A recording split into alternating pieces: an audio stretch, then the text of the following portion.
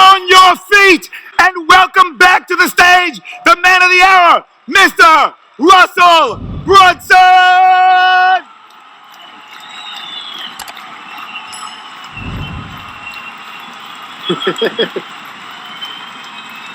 What's up, everybody?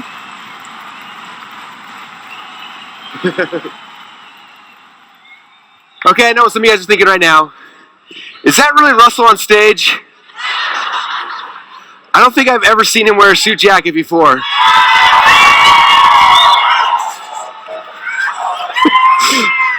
Kind of freaking out. Does it look all right? So, some of the backstory behind this, because we all here start with the backstory, is the first two Funnel Hacking Lives, I came in shorts and t-shirt and flip-flops, and that's how I rolled, right? How many of you guys were there for any of the early Funnel Hacking Lives? Okay, after the second or third Funnel Hacking Live, we had someone who came to his first Funnel Hacking Live, joined our inner circle, and then he pulled me aside afterwards and said, "Russell, you look really, really bad." I was like, "What?" And he's like, "Can I please take you shopping?" I was like, "I don't know what you're talking about. This is awesome." And his name is Bart Miller. And for those of you guys who know Bart, he's and so for the next Funnel Hacking Live, I'm like, "Sure, you can dress me. I don't even know what that means, but let's do it." And so like a month before Funnel Hacking Live, he took me shopping to stores that had names I couldn't pronounce, where the prices of like a pair of jeans was much as I spent on a car. And I'm like, this is insane. And so he dressed me for Funnel Hacking Live 2 years ago, and they did it again last year. And every year he tries to get me to wear a suit jacket. Every year I tell him no. And then this year he tricked me. He was like, "What if this year I get you to wear a suit?" I'm like, "No, I'm not wearing a suit jacket." He's like, "But what if we took the Funnel Hacker logo and we put it on the inside of the suit jacket?"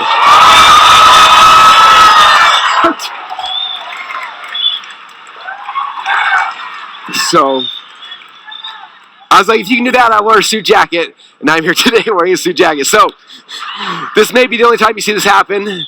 Bart said we should start a clothing line selling these jackets. We would buy a Funnel Hacker jacket if we started our own clothing line. All right, maybe there'll be a funnel for that in the future. Anyway, I'm so excited to be here. This whole, I can't believe it's been 2 days. How many of you guys have had like the most amazing experience over the last 2 days?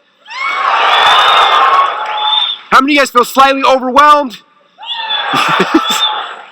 It's good. It's a good feeling. You know, I value all of your guys' time very, very highly. I think I value people's time more than probably almost anyone on this planet because I know how valuable my time is. Every second that I'm out with my kids, I want to make sure I'm maximizing with other things that are insanely valuable. Otherwise, I want to be with them. And so when I'm putting on something like this and putting it together, I'm like, I want to make sure that we give in so much value that just more than people can even handle. And so that's where the whole hashtag over-deliver keeps coming from. Like, we want to over-deliver. And I know sometimes we give so much, it's like it's overwhelming, and that's okay. Don't freak out about that. Your job right now over this weekend is not to try to understand and grab and absorb everything, okay? The job, your plan right now this weekend is to sit back and listen to all the speakers and see the framework, start understanding and be like, "Oh my gosh, that's really cool. That's really cool." And start figuring out who are the people you resonate with. Who are the people that, like, their message was the one that clicked for you, okay? Because some of you guys, like, when I speak, you're like, I get what Russell says. And some of you guys are like, that guy talks way too fast. I have no idea what he's talking about, right? It's been interesting throughout the event as each speaker speaks.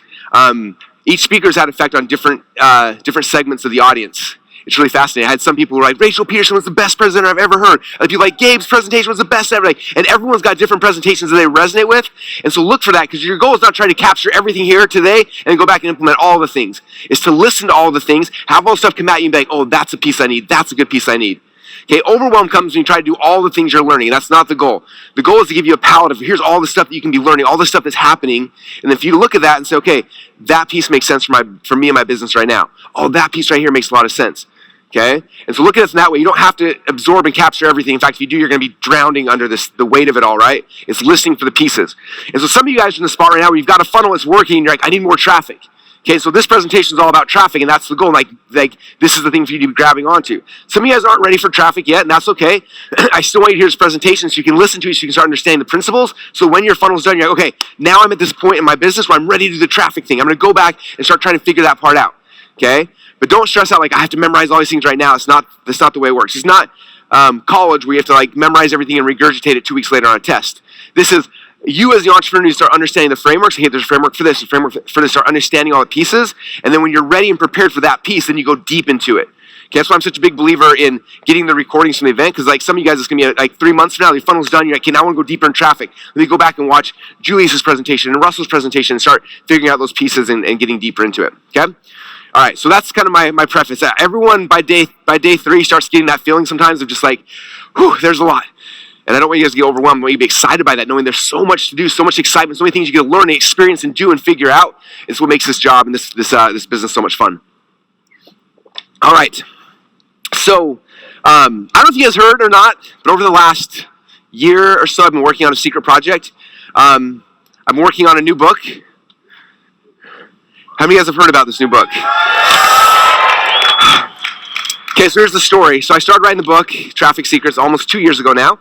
And I always encourage you guys to do. It's like, before you go and create something, it's like you're testing your material, right? So I started going to events, I would talk about traffic, I would do podcasts about it, I would do Facebook Lives, I started testing out this material and seeing what things landed, what things didn't land. Last year, Funnel Hacking Live, I gave a presentation about traffic secrets, and shortly after the event ended, I got to work actually starting on the manuscript. I started writing it, and it's been such a fun project, also a very intimidating project. Traffic is one of the things that changes the most in the industry. And I was like, how do I write a book that's going to be evergreen for forever without talking about things that are going to be obsolete by the time this thing goes to print? And so that was a big undertaking. It took me almost a full year to get the book done. And when the book got done, we got our publisher, and they said, hey, do you want to do this as a hardbound book? And I was like, yes, that would be insanely cool to have a hardbound book. And I was like, wait, if we have that book hardbound, I want all the books hardbound. And so we had a different publisher for the first 2 books of the paperback editions. And so I went back and I bought the rights back from them. And I said, and I asked the new publisher, Hay House, I said, hey, will you guys be willing to republish these books all as hardbounds? And they're like, yeah, that'd be cool. I was like, then we could do a box set. It would be like Harry Potter. It'd be amazing. And I was like freaking out. It's like, cool, yeah, you could totally do that. And so we're getting down with Traffic Secrets, and then I sent the manuscript to them and all the artwork and stuff, and they said, now send us the stuff for the other books. And I was like, well, I have a question. Like, now that I have a little window, can I edit a couple chapters and like add in a couple stories and stuff, and like just before I give it to you? They're like, oh, sure, yeah, just don't do too much. I'm like, okay, no worries. So I got the whole manuscript, and I started reading first the .com Secrets book. I started reading it, and I was like 2 chapters in. I was like, oh my gosh, like I sucked at writing books 5 years ago. I was like, I didn't tell stories very well. Like I didn't like, I was like so frustrated. I was like, oh my gosh. And there's a lesson behind this. The lesson is that Russell 5 years ago sucked at writing books, but guess what Russell 5 years ago still did? Wrote a book, right? So I'm going through the book and I'm like, this is not as good as it could be or it should be. I'm gonna make my little edits, but then I'm gonna see how deep it goes. And so the book started out at 58,000 words. I ended up deleting over 30,000 words and ended up at 94,000 words when all was said and done. So that's the new .com Secrets book. And then I slipped into the publisher. I'm like, here's the book with a couple edits. She's like, how much of it is edited? I was like, all the pages with words on it are new. Sorry. And then you can do the same thing for the Expert Secrets book. I'm like, no, there's no way. I wrote that like 2 years ago. I'm sure it's like almost perfect. I'm like, okay, cool, because we don't have time to get all these things done in time. I'm like, cool. So I get the Expert Secrets transcript. I start reading it. And about chapter 2, I'm like, this book is not very good. Oh my gosh. I'm like, well, they're editing the other books right now. They have no idea what I'm doing. So I'm just going to go deep into this hole and start working on it. And so the Expert Secrets book started at 60,000 words. I ended up deleting, I think, 35,000 words. And it also ended up, I think, 88,000 words or something like that. So it got kind of big. And then while we're in the process, I was like, wouldn't it be cool if there was like a companion book that we could use that somebody could go through while they were working on going through the 3 books in order? And that was an idea. And then Joy Anderson took this idea and worked on this project that ended up being a 650-page workbook to go with the 3 books. Which is insane. So give Joy a huge round of applause. Now, unfortunately, I don't have all the books for you guys here today, but I told the publisher, I was like, is there any way you can print 1 copy of the books in the boxes so I can show everybody at Funnel Hacking Live? And they told me no. They said that'd be way too expensive. They said literally it's going to cost you like $5,000 to print a one-off book of each one. So it's like $20,000 to be able to show it to everybody. I was like, I really want to show it to everybody. So I wrote a check and I got the first copy of the box set. Do you guys want to see it? Okay, here we go. Oh!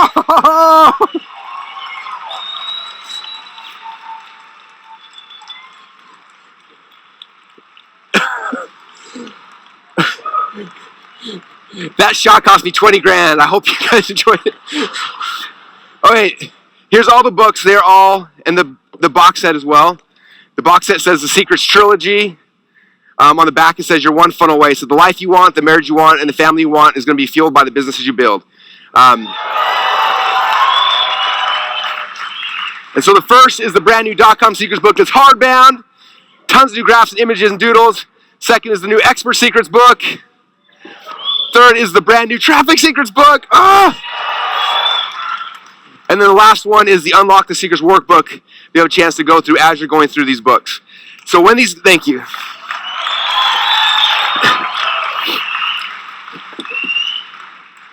So my goal with this box set is for everyone, anytime you have a new business idea or a new company you're starting, or you want to go deeper and get your business to the next level, is to get a new box set, open it up, and then start at the very beginning. Start with .com Secrets, go through that, and then work through the workbook with that, and then go through the Expert Secrets, then Traffic Secrets, and the workbook you'll go through will help you flush out your ideas and get all the pieces to figure out what's your value ladder, what's your offer, what are your upsells, your downsells, are you getting traffic, who's your Dream 100, like all those pieces you'll build inside here, and by the time you're done going through the set, you'll have your entire business plan, blueprint, everything done. And then you can go launch that company. And then you can start the next one, go buy another box set, do it again. And you just buy box sets every month or so, because the more you buy, makes me feel better about myself. So my status goes up, right?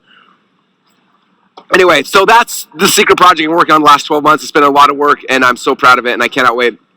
Pre-launch starts in March. We're starting pre-launch, and then May 5th is when the boxes start shipping out to everybody. So I'm excited to get you guys all this new information in your hands. So anyway, I just went to that story because I'm so excited. So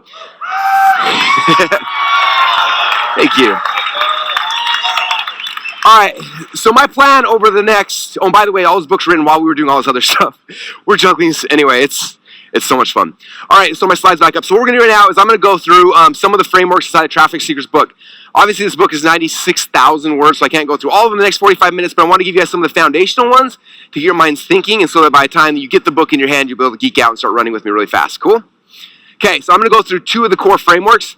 The first framework is called the Dream 100. The first section of the Traffic Secrets book is all about the Dream 100, and then section 2, talk about fill your funnel. This is how you can go into any new platform and get traffic. So I don't care if it's Facebook, Instagram, YouTube, Google, Pinterest, Twitter, like whatever it is like here's the framework, here's the pattern to get traffic from any of these platforms, okay? And the nice thing about this, and I'll talk about this as I get deeper into it, but the reason why I wrote the book this way is because we have no idea what's going to happen next week or next month. Facebook could disappear. Zuckerberg could be shut down for the monopoly that he's building, which I support fully. I love him. I'm grateful for him. Don't turn off my ads, please. So I'm grateful for that, but who knows? Facebook could disappear, could shut down. We had new platforms like TikTok coming in. It's like, what in the world? TikTok wasn't even a thing as I was writing this book, and now it's here, okay? And there's some smart marketers who are using this exact same framework right now to jump in and dominate it, right? Rachel Peterson is the TikTok queen already. She's killing it, and she's following the same kind of process. And so I'm going to walk you guys through that as well. So that way, as you step into any platform, you know the process and the framework to do to be able to be successful in there. Does that sound like fun? Okay. So this is the first framework we're going to is the Dream 100. For a lot of you guys, this is going to be a review. I'm going to go over it kind of quickly. I'm going to spend more time on the second half, but it's such a core fundamental piece of the entire picture. I want to make sure I spend a little time on it right now. Okay, so the first thing is you are figuring out how to drive traffic. It all comes back down to this. Who is your dream customer? Okay, and this is like such an essential piece of it. And I wish that somebody, when I first started my business, would have grabbed me by the ears and said, Russell, stop trying to create new products. Try to figure out who your dream customer is first. Okay, because I was 6 years into my business, and I was laying in bed, I woke up one morning, and I realized I hated my company. I didn't hate the people that worked for me, but I hated the people we were serving. How many of you guys kind of don't love your customers right now? A couple of you guys are willing to admit it, okay? I woke up that day, I was just like, I'm miserable. I remember laying there in bed saying, I wish I had a boss so this person could fire me because I do not want to go to work that day. It's because I was creating products and customers were coming to me. And I had this realization, like, I need to first figure out who is my dream customer and then create the products that will actually attract them. Okay, so I spent some time doing an exercise trying to figure out who are my dream customers. And I won't go too deep into that, but the basic gist is I really being clear on that. Who do I actually want to serve? What do they look like? How do they act? What are they doing? And I got super crystal clear on exactly who my dream customers were. Okay, and this exercise I did about 6 years ago. Okay, how many of you guys have been drawn into our community and our world in the last 6 years? Every single person who I've brought to this event is their first time is like, this audience is different. These people are crazy. Like, this is not like a normal business event. This is like a rock concert, right?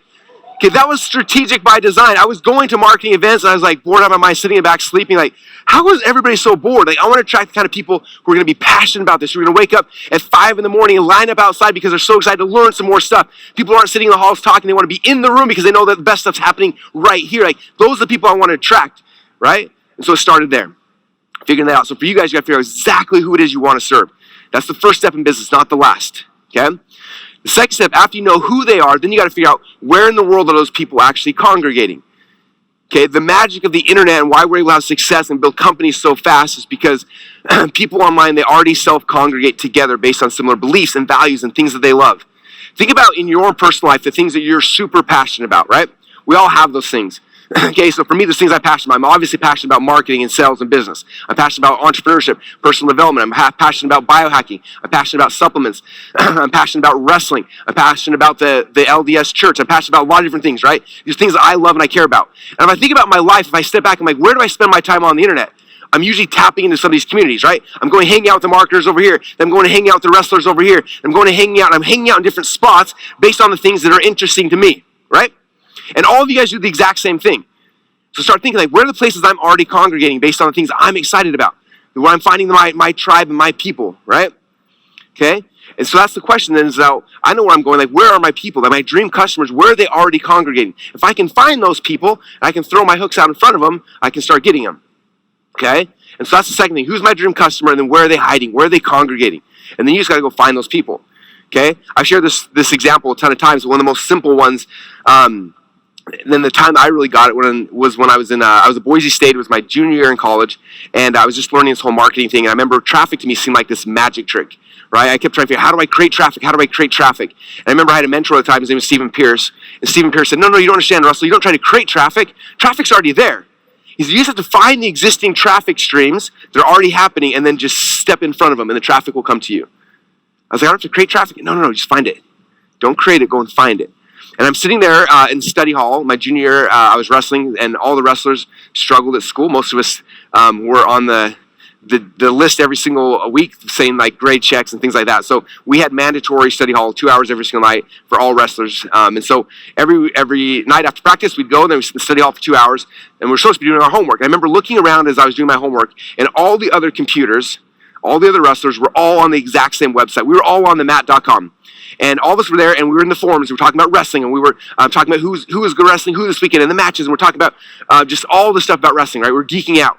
And I was looking around. I realized that of the 30 or so wrestlers in the room, probably 18 of us were on the mat right now, not doing our homework, talking. And then I jumped in the forum. I started looking there. I was like, there are hundreds and hundreds of people live right now, all talking about these same topics.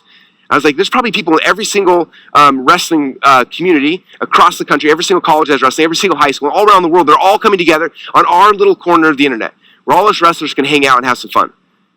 And I was thinking, if I had a wrestling product to sell, where would I go? How would I create traffic? I don't need to create traffic. I just find the existing traffic. It's all right there. All of them there hanging out. I'm just coming here and putting my hooks out in front of it. Okay? So that's why this traffic game becomes easy when you start looking at it differently. It's just all you gotta do is figure out who's my dream customer, where are they at, and then how do I throw my hooks in front of them. Okay, that's really traffic when it's all said and done. There's little tactics about ways to do better and worse, but for the most part, that's the game. Okay, it really, really is easy. Okay, so let me jump in the framework now. So the first step in the framework, now that we understand who's our dream customer and where are they congregating, the first question I start asking is, who has already congregated my dream customers? Okay, who are those people? What are the places? What are the blogs they read? What are the email lists they're on? What are the forums they're a part of? What Facebook groups are they on? What influencers they follow? Like where are all the different places they're already currently congregating? And so we build a list. And I like building back in the day, I didn't understand how different each platform was, so I just had a huge list of like every single person's thing. Over the last probably 3.5, 4 years, we've gotten very good at breaking down, saying, okay, who are all the Dream 100 on Facebook? Who's already congregated my Dream people on Facebook, on Instagram? Which podcasts they listen to? And we break it down by every single platform. Okay? How many of you guys have already built out your Dream 100 list so far? Okay, so maybe 10% of you guys. I literally have talked about Dream 100 every presentation for the last 15 years of my life. So, that means for everybody else who's not paying attention, this is step one. Okay? When we were launching ClickFunnels, the 2 weeks before ClickFunnels launched, Todd and Dylan flew to Boise, and we sat up all night, and they were coding ClickFunnels, right? And they were sitting up all night drinking Red Bulls, doing all this stuff like coding. And then me, who I'm the non-technical co-founder, I have no technical abilities whatsoever. I'm sitting there and I want to support them. I'm hanging out. I'm like, what do I do? What do I do? I got to do something. So guess what I did for 2 weeks? All-nighters for 2 weeks straight while they were coding, trying to get ClickFunnels live. I was doing this. I had a list. All right, who else on Facebook? Who else on Instagram? I started making this list. And I was calling them. I was contacting them, getting to know them, sending them packages in the mail. Like, while they were coding, I was doing this. Okay? That's how much value this is. Like, this is the most important thing you can be doing if you want to get attention into your business, is figuring out this. Who's already got your dream customers? Okay, so that's step number one. We got our dream customers. After we know who they are, then we go through 2 different processes. Number one, we're going to try to work our way into those groups. And number 2, we're going to try to buy our way in. I'll break those down next, okay? So step number 2. Now we know our Dream 100 is, now we got to work our way in. Okay, what's interesting about this is we see this every single day in the real world, yet for some reason we dismiss it and we forget about it online. Think about how many of you guys watch late night talk shows? How many of you guys watch early morning shows? Okay, if you notice, every time there's a new movie comes out, guess what they do? They take the actor and the actresses who are the big names or whatever the show is, and then these people start going to the big shows, right? They go on Ellen, they go on Today Show, they go on The Morning Show, they go on Jimmy Kimmel, Jimmy Fallon, and they're going out there and they're promoting their business. They're working their way in, right? They're talking about this weekend the show's coming up. They tell you about the show and they talk all about it. They show a quick clip from it and this weekend go and watch the show. It's going to be amazing. Okay, all Hollywood's doing for the week leading up to the premiere is they're working their way in. They're sending out their attractive characters. They're putting them on the road. They're making them go from interview to interview to interview to interview. They're on TV, they're on radio, they're on podcasts, they're on everything, all promoting a show that's about to launch. Okay, if Hollywood does that, that's the same way we should be doing it. So if you got a funnel that's going live or it is live, this should be our job. So how do we work our way in? How do we go out there and we earn this traffic? Okay, let's go to our Dream 100 and figure out how we can work our way in. Okay, if you listen to Julius Dean yesterday when he talked about how he got his videos viral, how did he do it? He made some content, contacted people to see if they share, made some content, boom, he was working his way in, and now he's 6 million followers, okay? Like, that's the magic, you're working your way in. So I go back to my Dream 100 list, and I start looking at all these people, and we're not gonna be able to work our way into all of them, but which people are there that I can start working my way into, okay? And sometimes one of the mistakes people make, and I was so grateful Julie's talked about this yesterday too, is they come in like, okay, I'm gonna get Tony Robbins to be my Dream 100. That's I only have one Dream 100. If I can get him, I'll get everybody else. And they start going after Tony, or whoever, or after Russell, after whoever the big dog is. And the problem with that is that the big dog's not going to pay attention to you at first. Okay? What Julie says is that I found people on my same level, right? And I did collabs with them. And then their fan page grew, mine grew together, and then they're bigger. And I could go after bigger people. And then we shared, and we got bigger and got bigger. And eventually, now Julius is the man. Like, he literally shared a thing on stage. It was like, I'm on stage with @Russell Brunson. I had 2,000 or 3,000 people follow me yesterday from his Instagram because he's like, hey, I'm here with Russell. Like crazy. Thank you, Julius, by the way. That was amazing. So you should tag me more often. In fact, all of you guys should tag me more often. I appreciate it. Anyway, so we're working our way in, right? So we're figuring out, okay, how do we work our way in? And that's in every platform is different, okay? You can go to someone that's got a huge blog, go to them and say, hey, can I write a guest blog post? Let me do a guest blog post. If someone's got a big podcast, go like, hey, I've got a really cool show I did. You want to interview me on your show? Video collabs, shout outs. There's all these different ways to go into your Dream 100 and figure out how do we work together where I can work my way in to get access to your audience. Okay, this big stream of traffic's already here. How do I work my way in so I can step into the stream of traffic and get a piece of it as well? Okay, the first 10 years of my business, I didn't pay a single dollar in ads. 100% of my business came from this, working my way in. Okay, I have a lot of people like, I want to do a funnel, but I can't because I have no money for Facebook ads. Neither did I for 10 years. 10 years is all I did is work my way in, worked my way in, worked my way in. Okay, same thing for you. Like, you don't have to have money to get to launch a traffic campaign. You just have to have time. And some of us have more time than money, and some of us have more money than time. So depending where you start is going to be based on which one of those things you have. If you have more money than time, focus first on buying your way in. If you have more time than money, then focus your efforts on working your way in to start with. Okay? All right, so now we got traffic we're earning our way in. Now we're shifting to traffic that we control. This is where we buy our way in. Okay, and this is simply going to our Dream 100, right, and buying paid ads to their followers. And we're throwing hooks out in front of them. Okay, so if I know that Tony Robbins is on Dream 100, he's not going to let me do a podcast interview with him, but I can target his followers on Facebook or Instagram. I can throw my hooks in, I can buy my way in, and I can start pulling people out of his pond and pull them into mine as well. Okay? And step number 4, the whole goal of all of traffic building is to get people onto your own list. That's the big secret. Okay? The reason why ClickFunnels has grown is we're doing a whole bunch of stuff we're buying ads everywhere, but if you notice, all of our ads are focused on something to get them to give us their email address, so now they're on an email list. Okay? Most of this room was not filled by paid ads. Most of this room was filled by people who clicked on a paid ad, came to something, opted in. We were able to send emails for the last, year, 2 years, 5 years for some of you guys, and the emails were what pulled you in, right? The email list is the biggest value in your company. That's when you own your own traffic, and that's the key. So as you look at this Dream 100, this framework as a whole, our goal is to figure out who our dream customers are, where are they congregating, who are the Dream 100 already have them, and then we work our way in and we buy our way in. And the goal from both of those is to get people to join our list. Okay? So if I'm buying ads, I'm saying, hey, here's a cool ad, here's my free framework, come opt in to get a free framework. They come from the traffic I bought, they give me the email address, now it's traffic that I own. Okay, if I'm on a podcast interview, I do the interview with the person, I try to help as much as possible. At the end of it, I'm like, hey, if you guys want a free copy of my framework, go to blah and get my free thing. Right? And so I'm just pushing people from both sides of these things into a spot where they can join my email list. Okay, I'm going to show you guys an example of that here in a second, but that's the goal. Okay? So basically, section 1 of this book is that. Actually, I do have a really cool case study to share with you guys right now. I listen to a lot of podcasts. My 2 favorite podcasts are Mixergy and Business Wars. If you guys aren't listening to those, they're amazing. Mixergy is Andrew Warner, and he interviews a startup founder 2 or 3 times a week about their whole startup story, which is really, really fun just to hear just tons of people's startup stories. And then Business Wars. Who here has ever heard of Business Wars?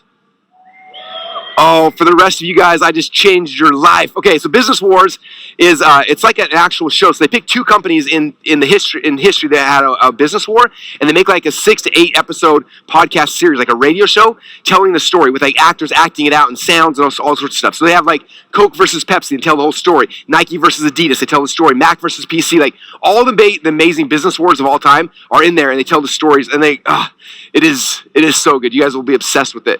It literally should be like history class for kids. Like you should just pull your kids out of school and then make them listen to Business Wars. They'll learn history and business and a whole bunch of, like, it is that good. Anyway, so I was listening to Mixergy, and all of a sudden there's a guy that pops on the interview, and it's this guy right here. Okay, his name's Jordan Harbinger. Anyone here ever heard of Jordan Harbinger? Okay, so I'm listening to, I'd never heard him at the time. I'm listening to this thing, and Andrew's interviewing him, and Andrew's like, so Jordan, tell us the story. So you had a podcast that was getting like 6 million downloads a month. It was called The Art of the Charm. He's like, yeah, this podcast was the biggest podcast on iTunes. We were huge. And then me and my business partners got a fight, and they kicked me out of the company. And now I don't have a podcast. Oh, he was the host. He was the face. He was everything. And overnight, that fast, boom, he lost one of the biggest podcasts in the world, just gone. And he's like, so right now I'm launching a new podcast. It's called The Jordan Harbinger Show. I'm going to go and be on a bunch of people's podcasts and tell my story, and hopefully people come listen to me over here. So he was on Andrew's podcast, and then I started noticing all the podcasts I listened to. Jordan Harbinger on the first one, then the second one, then the third one, the fourth one, and soon I heard him on like 30 or 40 different podcasts. I'm sure he was on a whole bunch of other ones I didn't know, going around, working his way in. Every single podcast at the end of the interview, you say, hey, if you like this content, I have a show called The Jordan Harbinger Show. Go into iTunes and go subscribe to it, and you can listen to me there. I was like, how fascinating. This guy who just lost everything, the biggest podcast in the world, first thing he does to grow his podcast is what? Works his way in. He just said, okay, I know people listen to podcasts. I'm going to find every podcast listener, and I'm going to go on their shows. I'm going to talk. And he did that, okay? And he starts driving all the people to the show that he owns, okay? Then, like 2 days later, I'm listening to Business Wars, and I get done with one of the series. Each series, like, again, 6 or 7 episodes. I get to all of them, and all of a sudden, between the next Business War, there's this little short, like, 10-minute episode. I'm like, that's weird. I've never seen Business Wars do a 10-minute episode. So I'm like, what is this? So I listen to it, and it pops on and says, hey, us here at Business Wars love listening to other podcasts. One of our favorite podcasts is called The Jordan Harbinger Show. Jordan Harbinger Show. It's brand new, and you should go listen to it. In fact, I'm going to show you some of our favorite clips from the show. And it's like 5 or 6 minutes of these different clips that Jordan, from his show, and they keep doing call to action between each clip. Boom, boom, boom. And I'm listening to this, and I realize Jordan went to Business Wars, and he paid to get his podcast on there. Okay, he paid there, and he started buying his way into the big podcasts as well. Okay, because Business Wars is not going to do an interview with Jordan Harbinger because that's not their business model. They're telling stories of businesses in history. So he bought an episode right in the middle of one of the biggest podcasts out there, both pushing to the Jordan Harbinger Show. So I'm watching this in real time. I'm like, this is insane. This is so crazy. And so as I was preparing this presentation a couple days ago, I was like, I wonder how this whole exercise worked. He went from have a podcast that was getting 6 million downloads a month to having nothing, starting from scratch. And so I started finding, and I found an interview he did 3 weeks in the Jordan Harbinger Show. And within 3 weeks, he had over 1 million downloads of his brand new podcast. Is that crazy? He's doing the thing we're talking about. Work your way in, buy your way in, find your dream 100, work your way in, buy your way in. Like, that's the game. Over and over and over and over again, okay? All right, so that's basically the first section here of the Traffic Seekers book. It's the foundation of everything, because all the other things I teach are like they come off of that foundation. So I want to make sure that I shared that with you guys first. Okay, so now the second section of the book is called the Fill Your Funnel Frameworks, okay? And the second section, again, this is the part of the book that was really not scary, but like the hardest part for me to write, because traffic changes so often, right? It's always changing. I'm like, how in the world do I write an evergreen book about the most unevergreen topic in the history of the planet? And I was like, the only way to do it is to figure out what's the framework. What's the pattern? What is that thing that works every single time? I started looking back like, okay, back before there was a Facebook, how did I get traffic? Okay? How many of you guys remember before Facebook, there was a site called MySpace? Who remembers MySpace? Okay. Who remembers before MySpace, there was a site called Friendster? Yeah, less, right? Okay, and so I started looking like how did we get traffic back then? I started looking at what we did, and I started looking at the pattern. I started looking at the new things, and I was like, oh my gosh, there's a pattern that I do every single time, consistently. And it's funny, because Rachel Peterson is getting me excited about TikTok. I keep trying to fight it. Every time she posts something, and then my daughter Ellie's obsessed, and so we make TikTok videos together. And so I'm like, okay, I'm going to start playing this game again. And so as I started looking at TikTok, I started looking to the same framework, and starts getting really, really exciting. So I'm going to teach you guys this framework, and you can use it in any platform. I don't care if it's Google, YouTube, Facebook, Instagram, Twitter, Pinterest, new platform coming out in the future. If you understand this framework, you can go into any of these networks, and you can have success, okay? So step number 1. The first thing you have to understand when you go into any new platforms, if you're going to go to Google, or you're going to go to YouTube, or whatever it is, first you have to understand the history of where this platform has come and the goal of the founders of the platform. Okay? You have to understand where it came from so you can know where it's going. These things are shifting and changing all the time. Okay? So if you don't understand where it came from, it's hard to know where it's going, and then you're just kind of hitting, missing, and hoping for the best, right? So, for example, how many of you guys know who these two people are? Isn't that crazy? Most of you guys don't know. So these are the founders of Google. This is Larry and Sergey. They founded Google.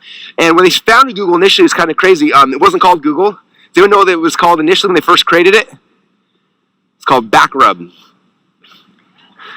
That's kind of weird, huh? But let me tell you why. So they were sitting there, and they were trying to figure out this whole search thing. The way search engines worked prior to Google is that basically people had search engine results, so they would list stuff, but then if you want to be ranked high, it was 100% like you pay $500 a year and you'll be listed in the search engine, right? And that's how most of the search engines work. So you were getting, if you go search for something, it was all you ever saw were like basically paid ads. Like that's all the search engines were. And so whoever rose the top was whoever was willing to pay the most. And they're like, I don't feel like that's the right thing. And so their philosophy, their hypothesis going into this is like, I bet you that whoever gets the most other sites saying that they're cool, like that's just like whoever's linking the most back to this one site. That's how we know if someone's the best, right? And so they built their first algorithm is all based on that. So they basically came back and said, okay, here's their search results, right? Here's number 1, number 2, number 3, number 4, number 5, all the way down to 10, right? So okay, here's a website here. Each one's a website, and it's okay. If a whole bunch of people are linking to this, let's say this site's got. Let's do this. Okay, people linking here, people linking. Let's say this site's got 100 links. If this one has 101, it means more people like this site. If this one has 102 links, it means more people like this site. And so it's like that means they're rubbing each other's back, right? Like this is like they have a lot of people who like this person. And so that was kind of their philosophy. So they created out the initial search engine, they put it out there, and the ranking shifted, and it worked really, really good. At the time, I think they were I can't remember if they're Stanford or Harvard. Blanked off the top of my head, but they were one of the schools. This is where it was built out initially, and eventually they were using the school servers. It got too big; they couldn't handle it, and so they said you have to take it off of this platform and go take it somewhere else. They bought Google.com, and it became Google. Okay, so this is the whole history of the platform. How it worked was like, okay, we got to figure out who's got the most links wins.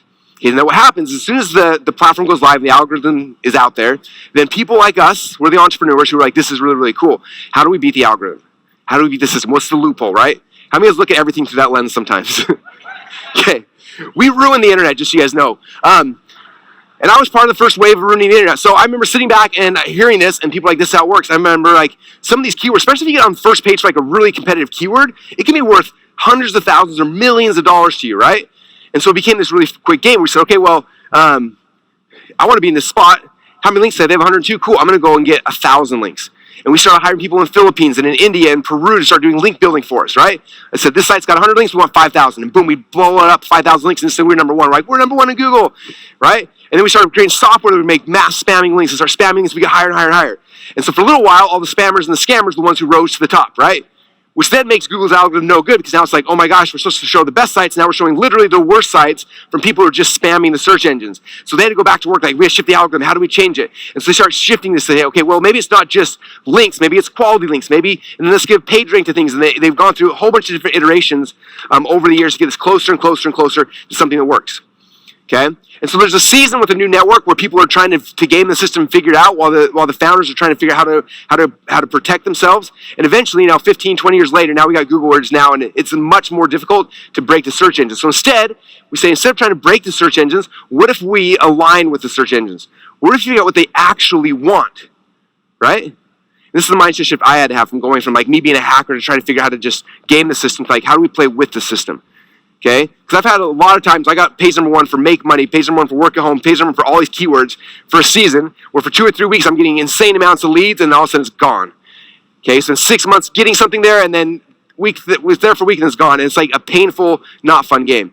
I was like, I want to build stuff that's going to be consistent, that's going to last long term. So to do that, I got to figure out, where is Google going? Where is YouTube going? Where's Twitter, Pinterest, whatever the platform, where is it going?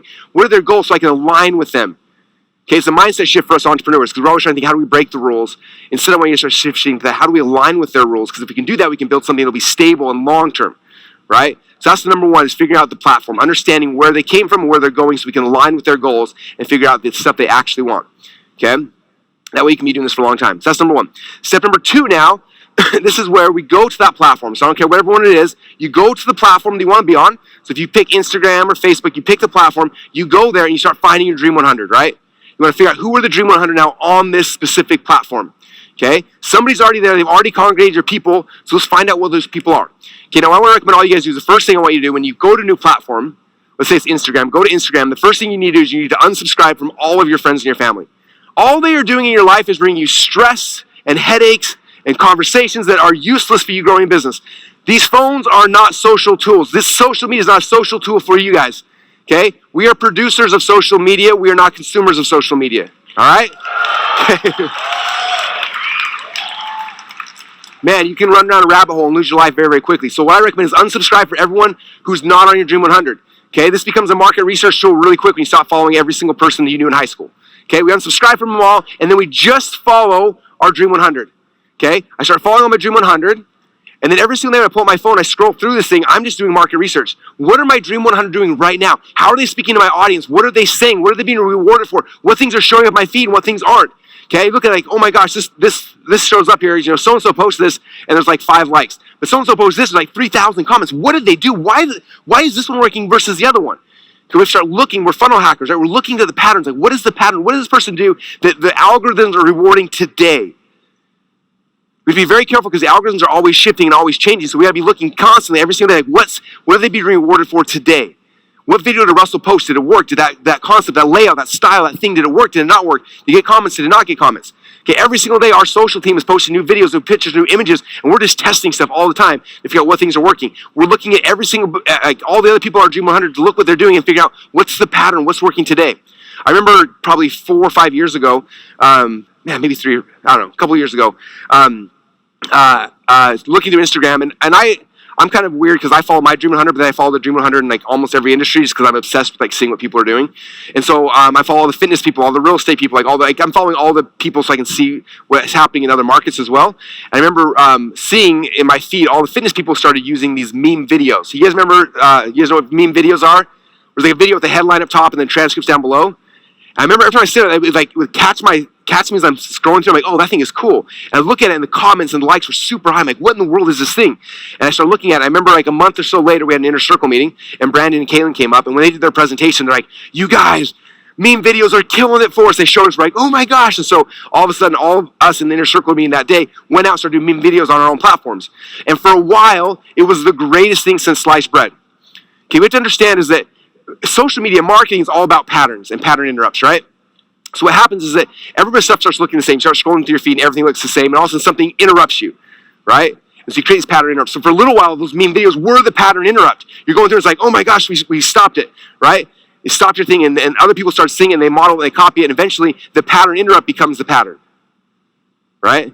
And that happens quickly. Sometimes you got a month, sometimes 2 months, 3 months before the pattern interrupt becomes a pattern and stops working as good. So we're always looking for what's working, what's the new pattern interrupt, what can we try next, what's the next thing we can do, what's the next pattern interrupt we can figure out so we can get people to stop in their tracks as they're scrolling through, right? So that's why I'm doing this. I'm following my Dream 100, I'm scrolling through here, looking what they're doing to figure out what are the things that get me to stop, what are the things that get me to click, right? So I can look at that. And I start looking at the posts, what did they do? Did they use hashtags? What hashtags did they use? Was it a short comment? Was it a long comment? Okay, because someone will ask me, well, what should my comments look like, or what should my posts look like on Instagram? I'm like, I don't know. It changes day by day. Like, what are the algorithms rewarding today? The way you find that out is figure out from your Dream 100, who are the people having success, and watching them and modeling them and be like, oh my gosh. For example, I saw Grant Cardone yesterday posted this really cool sales video on, I think it's Instagram. We had $100 bills. Did anyone see this? And he had like his sales video written on $100 bills and magic markers. He's flipping thing after thing after thing. I watched the whole entire thing. I am so busy. I'm planning a higher event for 5,000 people. I'm like sitting there watching this video. Like, it was such a good pattern interrupt. And you can bet everything you got. I'm trying to figure out how to, like, what do I create? Like, I'm not going to do $100 bills because that's ridiculous. But like, could I do something like $1 bills? Like, how can I like model that, right? And then eventually every single one of you guys do the same thing. And it becomes a pattern. It's like, oh, good, another dollar bill like thing, right? But for a little window there's a window. So it's looking for the patterns. And it's always trying to develop your own things too. Like, do something crazy, do something weird, okay? There's a big reason why Bart has me wearing 2 to 3 outfits every single day, right? Because I don't want you guys scrolling through your social media and see Russell in the same clothes 800 times. I want you to like, oh my gosh, there's a picture of Russell with this thing. Like, what is that? It stops you in your tracks, right? Russell in a suit, like, that's weird. It's a pattern interrupt, right? That's why we do, anyway. So that's what we're looking for. So we're looking for these pattern interrupts. Now, Jenna, this is Jenna Kuch. You guys know Jenna? If you guys don't, she is one of my favorite human beings on this planet. We were hoping to get her to speak at this Funnel Hacking Live, but she was with her family in Hawaii. But I'm going to be hanging out there next week, and maybe we can get her next year. If all of you guys comment our stuff, say, we wish you were at Funnel Hacking Live, I bet we can get her to come here next year. So, yeah, you already did. So anyway, not that I'm trying to get her here. She's amazing. So, she's been on my Dream 100 for a long time. She's a really good podcast called the Gold Digger Podcast. You guys should all listen to it. But I was scrolling through the feed, and I keep seeing her stuff. And I remember just being really impressed and looking at all her posts, get so many comments and engagement. I'm like, she knows what she's doing. And so I went and then so I said, okay, she knows what she's doing. I went and bought her courses. I started following her, started studying her. I got her on the phone, got to know her, and started asking her questions. And I was like, man, you are one of the most engaging people on social media I've ever seen. How do you do it? And she said, well, I have a framework I use. I'm like, what's your framework? She said, my framework's called the JK5 method. Have you guys heard of Jenna's JK5 method before? It's a simple framework she created for how she posts on Instagram. And ever since she taught me this, we started doing it now on Facebook and my podcasts. I try to model this everywhere. But basically, the JK5 method is you got to find 5 different categories of your life that people will find interesting. Okay? What happens for a lot of us is like we're business people or we're fitness people. So everything we post is me doing a squat, right? Or it's me like on stage going like this, right? What happens is you're very one-dimensional that way, right? And so the people who are like pumped they want to be on stage will follow you, but the rest of the world just tunes you out. She said, you have to be a multidimensional human because we all are anyway. She said, you have to be multidimensional. She said, so you have to pick 5 categories of things that you are passionate about. So for me, I was like, okay, what are my 5 categories? And these are the 5 I picked. I said, families, funnels, faith, entrepreneurship, and personal development. These are the 5 things that I'm really passionate about.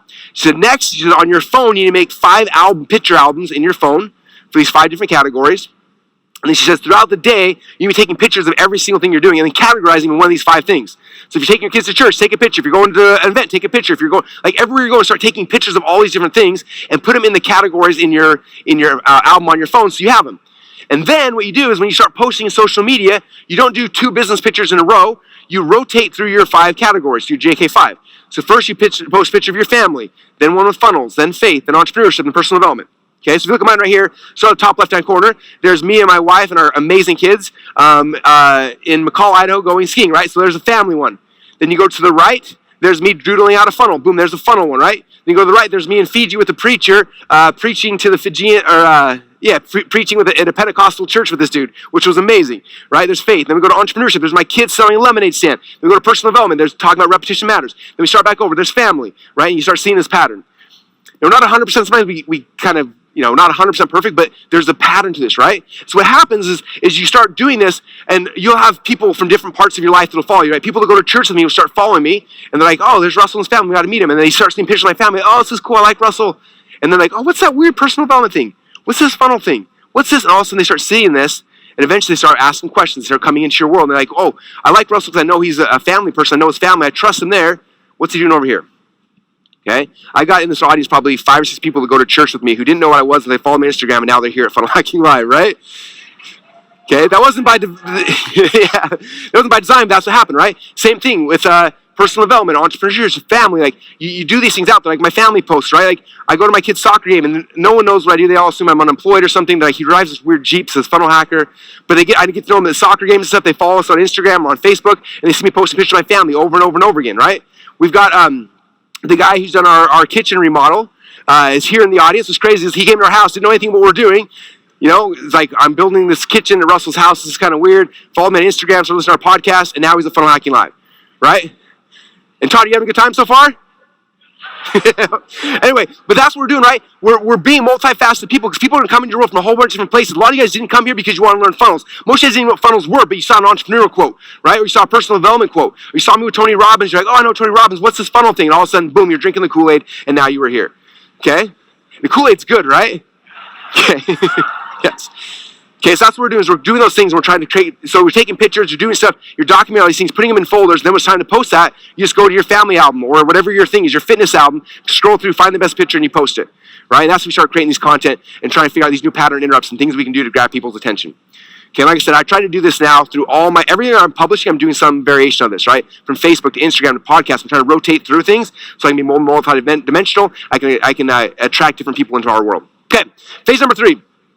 Now we got to create our publishing strategy, okay? We found our Dream 100, we're following them, we're seeing what they're doing. Now we got to look at this and say, what's my publishing strategy?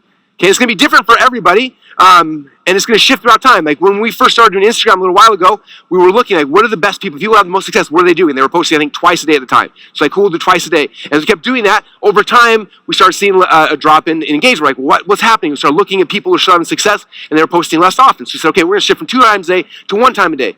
Right? With our podcast, for a while, I was doing them random, like, I'll just do a podcast whenever I want to. And eventually, I was like, well, what days do we get the biggest downloads on our podcast? When are those things happening? Like, let's focus. And now I'm going to do it twice a week.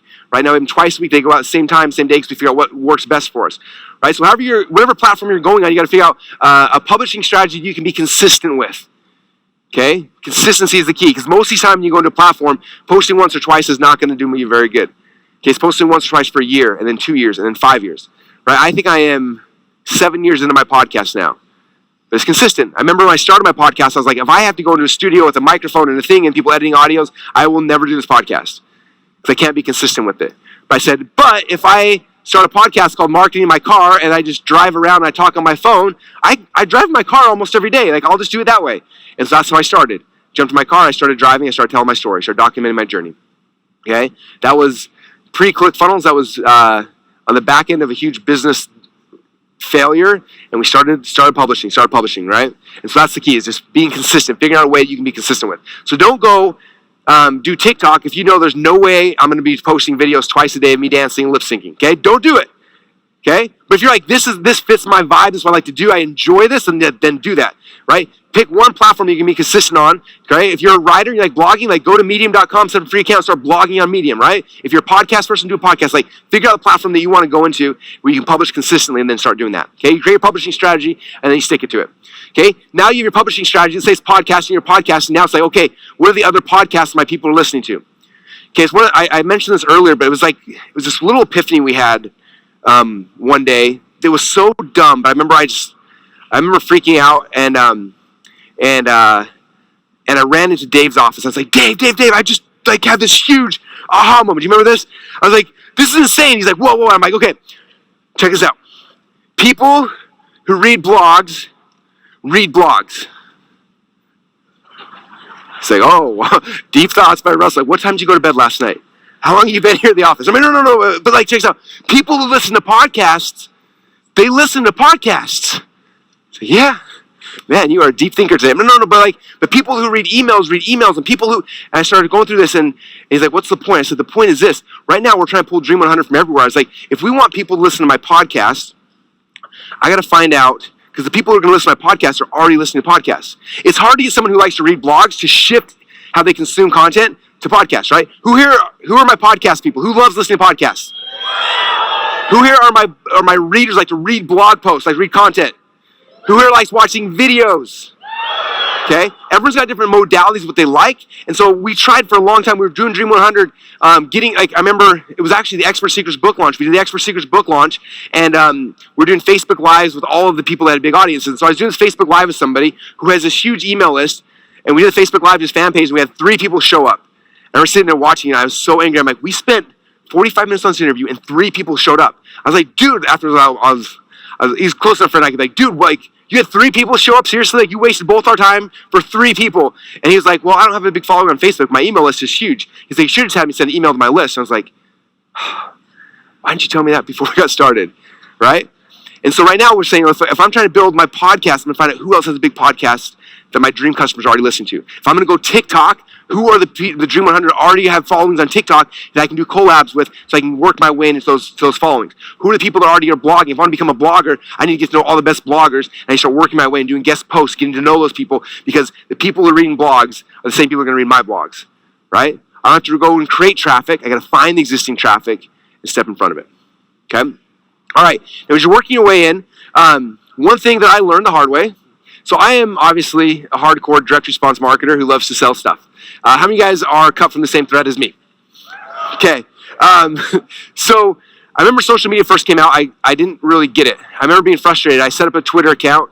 I was like, sweet, this is awesome. And I bought a Twitter bot that like you should like go friend a million people, then unfriend them after they follow you. And I got like 100,000 followers overnight. I was like, this is amazing. And then I started spamming out links to all my funnels. I'm like, hey, everybody go buy my crap, go buy my stuff, go buy my stuff. I kept posting these things over and over and over again. And guess what happened? Nothing. I was like, this doesn't make any sense. Why are people not giving me money? And I remember being so mad and just like perplexed. Like, I don't get it. I got a following. I'm sending offers in front of them. Why are they not giving me money? About the same time, one of my favorite marketers in this community, Perry Belcher, he spoke at the very first Funnel Hacking Live. How do you guys know Perry Belcher? He's one of the founders of Digital Marketer. He's just an amazing guy. And about the same time, he jumps on Twitter, and I'm like, I'm going to kill Perry. My Twitter software's getting me way more followers than him. But he starts doing a thing, and he starts growing his following, and then and I noticed, though, he's not selling anything. I'm like, why is he wasting his time here? Like, he should go sell something to his people. And I'm watching him. And he does this thing for probably 6 months, builds up a huge thing. He ends up getting, I don't know, 100,000 plus followers on Twitter. He's just talking, hanging out, people doing all sorts of stuff. And then one day, he did a Twitter webinar to just his Twitter list. And they had over 10,000 people show up live to this webinar. In fact, I remember because they called us saying, hey, can you have a GoToWebinar account we can borrow? Our account holds 1,000 people, and we have it's like 30 or 40,000 people registered for this thing. So are you serious? And they were daisy-chained together all these webinar platforms to get everybody to come on to be able to do this presentation. So all these people come, and like 30 or 40,000 people register, 10,000 people show up live on this webinar. They do the webinar. They crush it, like 2 Comma Club in an hour. And I remember sitting there being like, this is amazing. And so after the dust settled, I called up Perry. I was like, dude, I don't get it. How did you just do, like, I've been spamming people on Twitter for months and nobody's bought anything. Like, how do you do this? He's like, he smiles. He's like, Russell, he's like, I know exactly why you're not having success. I'm like, well, why? Like, explain this to me. He's like, you know when you go to like a networking party? And I was like, no, I'm introverted. I'm scared of people. He's like, you never been to a networking party? I'm like, no. He's like, well, okay, well, normal people, they go to networking party. He's like, if you go to a party and you walk into the room, right, and there's a whole bunch of people hanging out, having fun, you walk in, you're like, hey guys, what's up? Want to buy my stuff? He's like, guess what they do? Everyone's like, oh, it's that guy, and they turn their back, like, oh, right? He's like, that's what you did. You're that guy. He's like, I'm that guy. He's like, yeah, you walked into this party and started telling them about your stuff. He's like, nobody likes that guy at the party. Nobody likes you, Russell. I was like, oh, that sucks. I was like, well, how do you play this game then? He said, okay, this is how us extroverts do it. He's like, you go in the party and you become the life of the party. You talk to people, you have fun, you tell stories, you tell jokes, you introduce people to each other. You're like the person who's like the connector, and you have a bunch of fun, and suddenly everyone's like, man, Perry is the life of the party. He's the most fun thing, right? He's like, you're having fun at this party. And then he said, when the party's over, you invite people to come back to your house. He said, they come to your house. They walk in the house and they see the picture of your family on the thing. They see the things that are important to you. See your bookshelf. They see all the stuff that you care about. He's like, they're in that situation. Then at your house, where it's you and them, different location, away from the party, that's where you invite them to buy stuff. I was like, oh my gosh. He said, look at social media as a party. You're going to these places, Facebook, Instagram, Twitter, YouTube, LinkedIn, one of these places. You're not going to spam stuff. You're going to go build a relationship, to be the life of the party, get to know people, get to connect people with each other, become the person that everybody loves, and then be like, hey, you want to check me out? Come back to my YouTube channel. Come check me out. This is where all the stuff's important to me is over here. Oh, you want to check me out? Come over here to my Instagram. This is where all the stuff's important to me. And they come over to your home, and then there on that platform, you have the ability to start connecting, communicating, and pushing people into your funnels from there.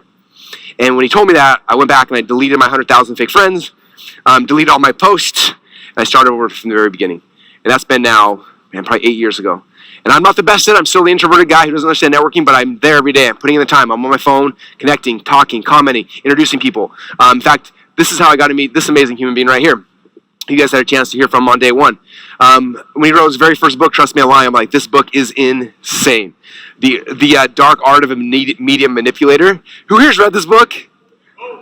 Like, it's ridiculous. I wish I could just tell you about it, but you should, like, it's, anyway, I read it, I was like, this dude is the man. So I followed him. He became on my Dream 100 on all my platforms. And for years, I've been following him and just watched as he published his first book and his second book and his next book. And, like, he's become, like, one of my favorite authors of all time. And, like, 3 or 4 months ago, he posted a picture right here on the left here, and this is his new manuscript for Stillness is the Key. He posted it, and I was like, oh my gosh, you have another book coming out. So I commented, I was like, dude, your book's amazing. Like, I love you. I'm so excited for your new manuscript. Okay? 15 minutes later, I get this private message from Ryan, who I didn't know even knew who I was, said, saw your comment on my post on my book. Really cool, man. Your stuff has been super helpful for us over the years. And I'm like, what? Ryan Holiday knows who I am? Like, I'm like totally fangirling, freaking out, like running around the office, like, oh, I showed everybody, like, he just messaged me. And then I'm like, okay, gotta be cool. Okay, how are we gonna do this? And then I sit there and like rewrite this message 400 times, delete it, and then like, was it how many days later was it? Oh, it was the same day, but it was like 10 hours later. So for 10 hours, I'm like writing the most important copy of my life. So finally, okay, I'm gonna play it cool. Like, hey man, that's so cool. And then I start freaking out. You are literally my favorite author right now. I have so much respect for you. Thanks for reaching out. Let me know if there's anything I can ever do ever. Like, seriously. Oh, I said, I'm like, oh no, I'm an idiot. And then the next day, he wakes up in the morning. He said, oh man, that was a nice surprise. Send me your address and email. I'm going to send you a copy when I get a new book. And I was like, dude, would you speak in front of Liking Live? He said, yes. And now he's here. Right? Because this... So think about this. This is my Dream 100, and this is one aspect of it, okay? This is very similar to what I met Prince CA. Like, this is like, I'm out there, I'm following people, I'm looking, I'm studying, I'm learning from them, I'm commenting on their posts, I'm always engaging with what they're doing, okay? I'm sharing, I'm introducing people, I'm bringing them on my stage, like, hey, Ryan, come talk to my people, like, I love what you do, right? I'm providing value as much as possible, and guess what I'm going to ask Ryan to do someday? I have no idea, maybe nothing, right? But I guarantee my next book comes out, I'm going to send him a copy, and if he likes it, maybe he'll do something about it. Maybe not, I don't really care, right? I'm not going in with any kind of, like, evil ulterior motive. So many of us have this motives with Dream 100. Like, okay, I'm going to come in, I'm going to think like I'm nice for him, so I'm going to ask him for something. Like, no, that's not how it works, right? You're serving, and eventually they'll come to you because they're like, this is awesome, how can I help? Oh, well, this is what I'm doing if you want to help. But don't go in looking for something, okay? How many of you guys watched the video we did with me and Tony Robbins talking about my Dream 100 journey with him? The 10 plus year Dream 100 journey it took me to get him to do something. Right? If you haven't, go watch that. It's on YouTube. It's amazing. It talks about the journey and what I did. I was never going in to meet Tony to try to like take something from him. I was like, let me come and see how I can serve him. And I can serve him. And eventually it's like, man, this guy keeps serving me. Russell, what can I do for you? I was like, oh, I have a new book coming out. Do you want to interview me? He's like, sure. Boom, 3 million views later. We sold a crap ton of books. In fact, I would assume probably a tenth of this audience probably came from that Facebook Live I did with Tony when I introduced the Expert Secrets book to his audience. Okay? So that's what we're doing. We're working our way in. From there, I'm down to like a minute. From there, we start shifting to like buying our way in, right? How do we buy our way into these different networks, okay? Again, you're coming in, you're fighting, Gary Vee's got this big following, like Tony's got this following, you're fighting our Dream 100, how big are their followings? And then we start throwing in hooks, right? We're throwing in hooks and we're interrupting them. We're throwing out different ads, different videos, different things to try to grab their attention and pull them from where they are into our business, right? Again, the traffic's already there. We're not trying to generate it or create it. We're just finding, boom, there's traffic. There's 3.1 million people following Tony. Let me just see how I can step into that and get some people to come to me as well, okay? And then the last phase here in the last 10 seconds is filling your funnel, okay? If you have nothing else in this business, the key to business is growing your list, okay? Traffic is going to go up and it's going to go down. It's going to shift. It's going to be really good sometimes. It's going to be really, really bad sometimes. Kevin, I think this is my 16th year in this industry. I have seen thousands and thousands of entrepreneurs who have made millions of dollars, who lost it all and never made it back. And the reason why is because they focus just on buying ads or just on ranking on SEO. And as soon as those things shift, the algorithms change, and something happens, they lose their business overnight. Okay, I've been lucky enough that one of my first mentors, Mark Joyner, told me from day number one, he said, the only thing you should be focusing on when you're growing your company is building your list. Building your list. And he drilled that in my head. And so everything we do when we drive traffic all has one goal and one goal only, is to take all the traffic from our Dream 100 through the traffic we earn and the traffic we control and pushing it into our own list so we control our own destiny. Okay? Mark my word, there will be a time in the near future, I don't know if it's going to be a week from now, a month from now, a year from now, 5 years from now, where Facebook ads are not going to work for the majority of us. It's going to happen. So right now we've got the season, right? Instagram, YouTube, these things are not always going to be around. And so if you're focusing everything, like just making sales off these platforms, it's good for a season, but it's not going to keep you here 15 years from now. Okay? You do that by focusing on building a list and building a relationship with the list. Okay, so all the efforts we're doing to drive traffic, all those things are all with one goal only, is to build your list, and that's the traffic you control, traffic you own. Okay, if Zuckerberg shut me down tomorrow, I'd be fine. Okay, if Larry and Sergey wanted to de-index everything we got, we're going to be okay because we've got our customer lists. Okay, and that's the focus point. So that is the gist of the first 2 sections of the Traffic Secrets book. From there, we go into growth hacking, a whole bunch of other fun things you guys are going to love. I wish I could talk about it right now, but we don't have time.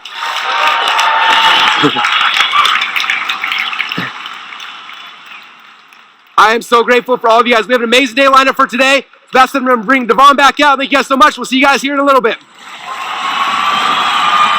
Give it up for Russell, everybody.